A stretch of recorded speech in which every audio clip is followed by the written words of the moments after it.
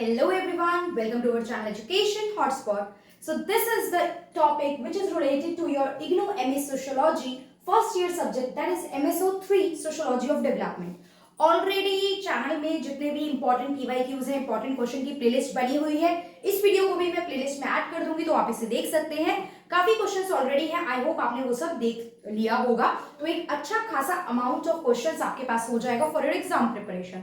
10 में से 5 क्वेश्चन करने होते हैं. ट्रस्ट मी, अगर आप पूरी प्लेलिस्ट देख लेंगे तो बिल्कुल मुश्किल नहीं लगेगा. I am trying to simplify this, थोड़ा आसान लैंग्वेज में आपको समझा पाऊं जिससे आप एग्जाम में जो 20 मार्कर क्वेश्चन आने वाला है आपका, वहां पे आप थोड़ा बहुत कंटेंट लिखने के एबल रह पाए. तो यहाँ पे हम लोग देखो बात कर रहे हैं the topic that is regarding sociology of development का एक टॉपिक है हाउसवाइफजेशन. अब ये क्या होता है? देखो हाउसवाइफ आप सबको पता है, the women who are working और डूइंग देयर हाउसहोल्ड वर्क, जो कहीं बहुत बाहर इन्वॉल्व नहीं है किसी अर्निंग में, पेड लेबर में, ये सब चीजें. तो अब यहाँ पे इस चीज का एक इम्पोर्टेंस कब देखने को मिलने लगा?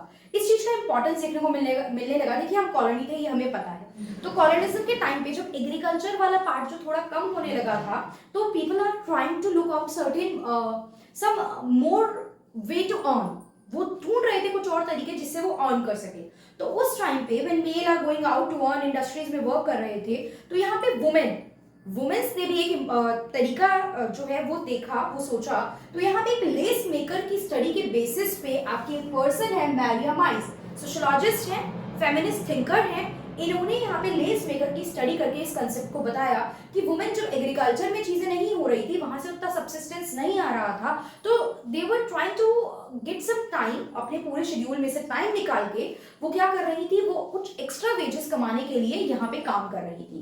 पर वही है कि मेन स्ट्रीम में उनके काम को उतनी वैल्यू नहीं दी जाती है. आज भी मेल के कंपैरिजन में फीमेल की सैलरी थोड़ा कम रखी जाती है, बिकॉज हम फीमेल की सैलरी को आज भी एक एक्स्ट्रा अर्निंग बोलते हैं, राइट?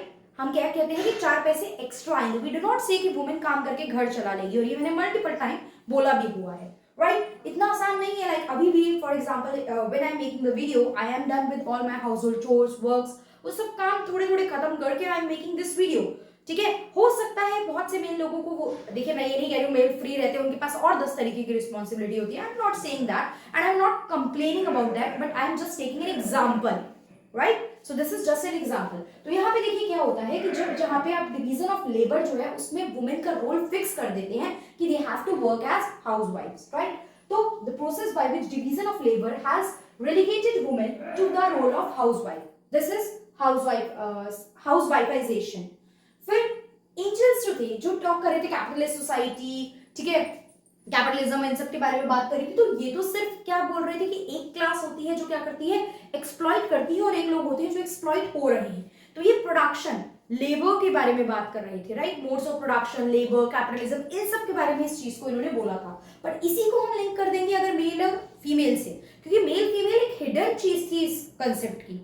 मेल फीमेल का जो एक्सप्लॉइटेशन था that is also happening, but वो थोड़ा छुपा हुआ था, जिसको बाद में फेमिनिस्ट थिंकर्स ने आके मेन स्ट्रीम में लेके आया. तो he talks about the relationship between exploiting and exploited classes. What is boon for one is necessarily a bane for other. यार जो किसी के लिए फायदा है वो दूसरे के लिए नुकसान हो सकता है, and that is normal thing. ठीक है, ये बहुत नॉर्मल सी बात है कि एक चीज मेरे लिए बहुत फायदे की है तो वो किसी और के लिए नुकसान हो सकता है. For example if I score, मतलब मैंने कहीं किसी चीज में, किसी एग्जाम में टॉप रैंक सिक्योर करी है, तो जो सेकंड पोजीशन पे आया वो टॉप रैंक से रह गया, and there are many person जो उस लिस्ट में भी नहीं आए हैं. तो जो किसी के लिए बून था वो किसी और के लिए बेन भी हो सकता है. अब मैरिया माइस जो एक फेमिनिस्ट थिंकर रही, जिन्होंने अपनी स्टडी के थ्रू इस हाउसवाइफाइजेशन के कांसेप्ट को डिटेल में समझाया, वो एक बुक लिखती है. उनकी बुक है patriarchy and accumulation on a world scale. ये बुक उन्होंने लिखी, एंड इस बुक में वो क्या कहती है कि जो आपकी कैपिटलिज्म है, आपका जो कैपिटलिज्म है और पेट्रियार्की है, उसमें बहुत इंट्रिंसिक रिलेशनशिप है जो डायरेक्टली ओपन अप होके नहीं आ रहा है, but there is a relationship. ये पेट्रियार्की, कैपिटलिज्म में सब लोग मेल जा रहे हैं, प्रोडक्शन में सब मेल जा रहे हैं, there is no role of women in that. Women काम भी कर रही है तो कम वेजेस मिल रहे हैं, वैल्यू नहीं मिल रही है उतनी मेन स्ट्रीम में. तो प्रॉब्लम तो है बॉस, प्रॉब्लम तो है. ये चीज इन्होंने मेन स्ट्रीम में लेके आई. प्रॉब्लम होती है, लेकिन जब तक कोई बोलता नहीं है तब तक वो नजर में आनी स्टार्ट नहीं होती है. तो यहाँ पे इन्होंने बताया कि बहुत सीरियस प्रॉब्लम है. अब ये मार्क्सिस्ट फेमिनिस्ट, अगर आपने पढ़ा हो फेमिनिज्म डिटेल में, तो फेमिनिज्म के भी अलग अलग टाइप हैं. classical liberal, Marxist, radical feminism. These are certain types of feminism जिसमें से मैरिया माइज जो है ये मार्क्सिस्ट फेमिनिज्म ग्रुप से बिलोंग करती हैं। तो ये चीज इन्होंने बोली, इन्होंने बोला कि जो वुमेन की लेबर है उसको एक्सप्लॉइट किया जाता है by system of capitalist patriarchy, because अभी मैंने बार बार बोला इसको उतना क्रेडिट नहीं मिलता है इकोनॉमिक बेनिफिट के टर्म में जितना कि वो डिजर्व करती हैं, जितना कि वो काम कर रही है सिस्टम के लिए उतना बेनिफिट नहीं मिलता है। बहुत आराम से प्यार से सुनते मत रहो, कॉपी पेन लेके साथ में लिखते भी रहिए, राइट? सिर्फ यहाँ पे प्रवचन नहीं दिए जा रहे कि हमें सिर्फ सुनना है, आपको लिखना भी है, बिकॉज एग्जाम अल्टीमेटली आपको देके आना है। She did research on less makers को उन्होंने रिसर्च की सिटी ऑफ नरसापुर इंडिया में। It start when families lost their subsistence based on agriculture. भाई एग्रीकल्चर से काम नहीं हो रहा है, कुछ एक्स्ट्रा काम करना है, तो यहाँ पे वुमेन ने एक्स्ट्रा टाइम में, अपने हाउसवाइफ ने अपने स्पेयर टाइम में कुछ एक्स्ट्रा वेजेस के लिए इसको जो था क्या करना, यहाँ पे काम करना, लेस मेकिंग इंडस्ट्री में काम करना स्टार्ट करा।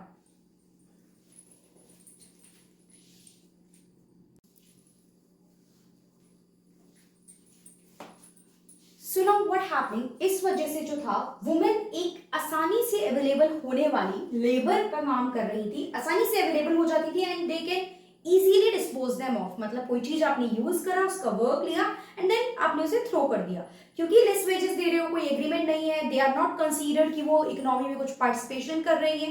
एक टाइम की बात है, आज ऐसा नहीं है, लेकिन आज भी देखिए कंसेप्ट यूज किया जाता है सोशियोलॉजी में, if you guys are aware about this, that is glass ceiling.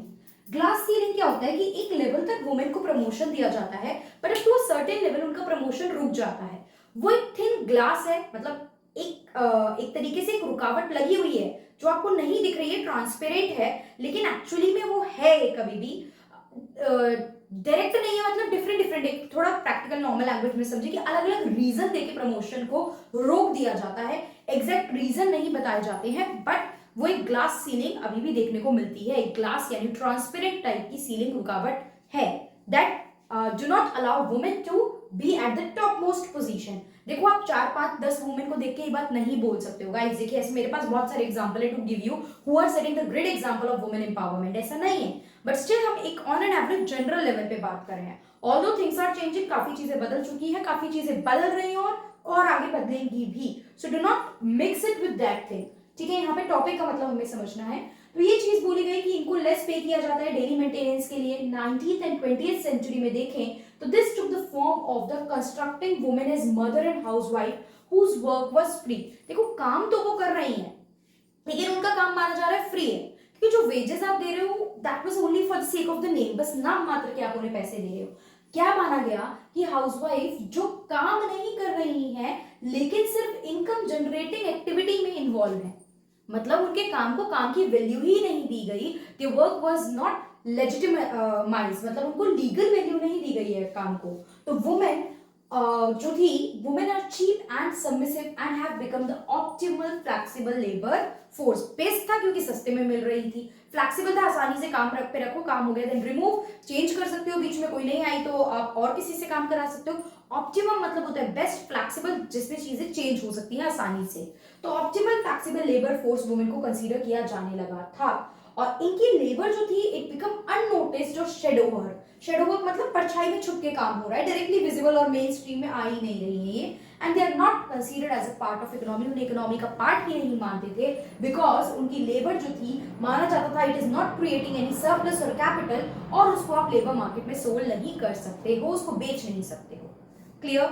So I hope ये बेसिक सा कंसेप्ट अगर आपसे पूछा जाता है हाउसवाइफाइजेशन का तो आप एक्सप्लेन कर पाओगे। मारिया माइस का नाम आप इसमें लिखोगे, ये बेसिक एंजल्स का नाम मैंने लिखा था, आप उनके नाम से थोड़ा सा एक्सप्लॉइटेशन का कंसेप्ट, थोड़ा सा, not in very detail because that is related to production process, but yes यहाँ पे कैपिटलिज्म को लिया गया है। और भी बहुत सारे थिंकर्स थे जो ये मानते थे कि कैपिटलिज्म की वजह से ये पैट्रियार्की जो है वो और ज्यादा स्ट्रॉन्ग हो रही है, मेल्स और मेन स्ट्रीम में आ रहे हैं, और एक हिडन एक्सप्लॉइटेशन हो रहा है, that is the gender role that is happening. Gender के बेसिस पे जो ये डिस्क्रिमिनेशन हो रहा था, जिसका एक छोटा सा कंसेप्ट हमें हाउसवाइफाइजेशन भी देखने को मिलता है।